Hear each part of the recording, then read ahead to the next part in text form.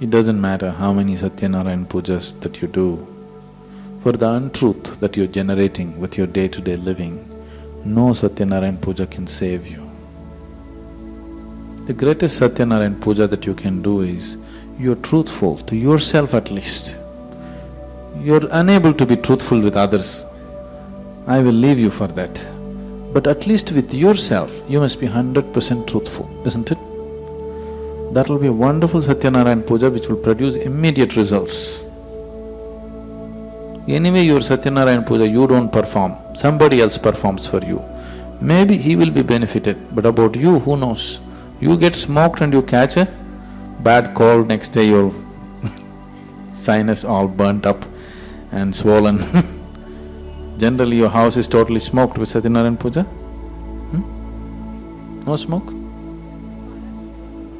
Oh, you don't use the smoke? Oh, in south, lots of smoke. They're making it smaller and smaller, but the old pujas used to be real smoky and, you know. If Satyanarayan is smart, he won't come anywhere near there. You be truthful, that's the greatest Satyanarayana Vrata you can take up is that you take on his form, at least with yourself. If not with the world, at least with yourself. With the world also you can take it up, it's very wonderful. But if that is not possible for you, with yourself being absolutely straight, you will see life become so beautiful. Now this Vastu, I don't know which time, you're talking about just that puja that is done on that day of entrance, or about building the building with a certain…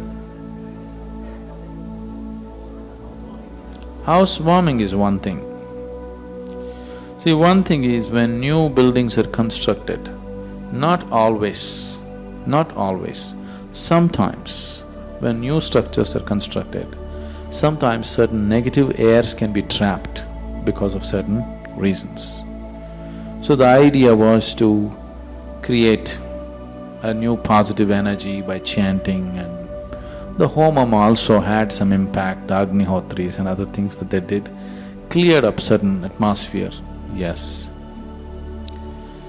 Above all, you're moving into a new space, you are not somebody who is beyond everything, you are not somebody who is so aware, if you see here, you know exactly this is what it is. You are not in that state of awareness. So you need a psychological boost also to enter a new space, because your basic emotion is fear, please see. Your most basic emotion is fear. So any small thing, your whole life can get disturbed. Suddenly you believe, you came into a new house either because of the paint smell or whatever, you are unable to sleep. And now you think, what is this? In my old house I was sleeping properly, this new house may be ghost. You're finished, you know. You're finished. Lot of people can never extricate themselves out of that single thought. They will just go on and on and on and on and finish themselves. So, a little bit like this it clears, and it also has some science behind it. Certain utterances of sounds and smells creates a certain atmosphere there. And you tie that ash god, because it's very highly pranic, it reverberates with prana, that slowly positive energy spreads. But you put it into your belly, it's even better, you know.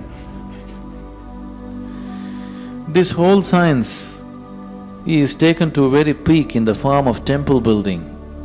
See, you must understand this, the Indian temple was never built as a place of worship or prayer. If you go to the temple, nobody told you in the tradition to pray or to send requests to God about how to fix your life or something. They told you if you go to your temple, you must sit there for a while, isn't it? Because these places were energy centers, they were not places of prayer. No Indian temple ever there is somebody leading a prayer, isn't it? See, suppose if it's some other place of worship, somebody is leading a prayer. There is no such thing at any time in the Indian temple, because this was made as an energy center, not as a place of prayer. Before you start your day, you have a shower, go there, sit there for some time and then go out into the world. This is like public battery charging place. And it is also said, If you are on a spiritual path, you don't have to visit the temple every day. Do you know this? Yes, are you aware of this? Those who are on the spiritual path need not go to the temple every day. Why? Because they have self-charging mechanisms. Right now you're doing your pranayama, meditation, these are self-charging mechanisms. You don't have to necessarily go to a public charging place. You don't have your own private charger, you go to the public booth and charge yourself. When the shape of the temple, the outside parikrama, the sanctum sanctorium, the shape and size, the shape of the idol and the size, the mudras that the idol hold, the mantras that are used to consecrate this, if all these things are properly matched, it will have a very strong field of energy around it. You just go there, sit there, imbibe it and come. This is not the time for you to do blah blah blah blah or somebody else is doing it. It's for you to just sit quietly, and if there is something to imbibe it. Most of the temples we have killed because we do not know how to maintain them anymore. The necessary dedication, the necessary science of what it is has been lost, and it's been lots, hundreds and hundreds of temples have died, only the stone is there. This was the science of converting the stone into the divine.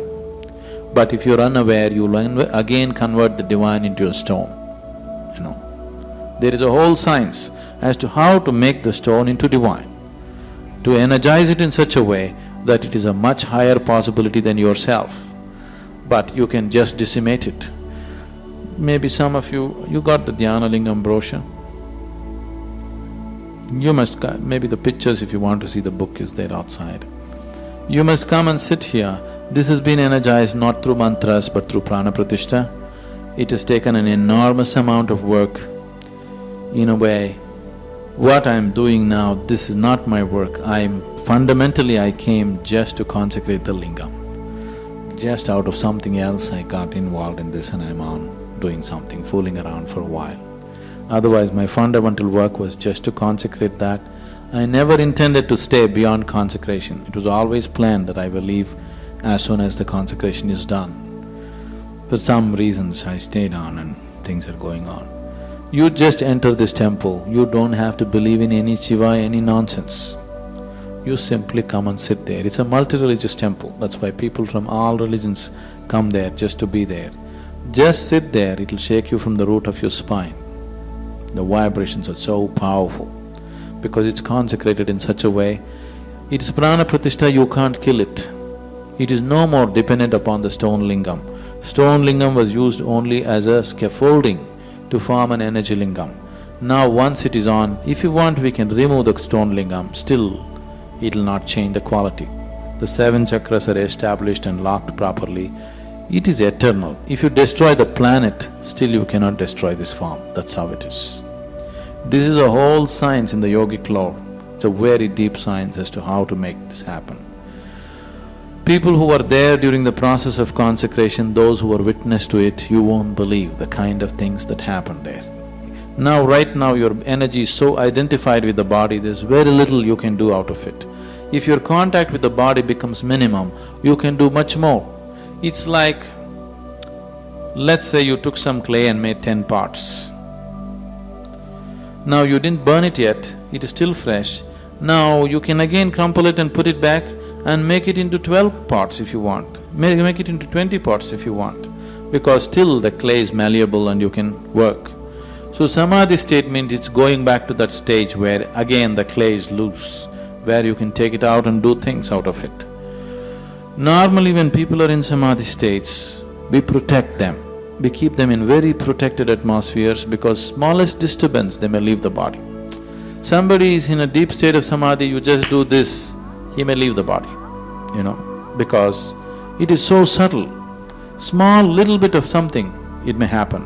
So to train people to be in that state and learn to be physically active takes an enormous amount of training. It took 20 years for me to prepare this situation, gradually finding the right kind of people and bringing them all together and making this happen. You must experience it in your life, you must experience it once. It's something that you must see. You don't have to believe in anything. You just come and sit there, you will see, it'll just take you.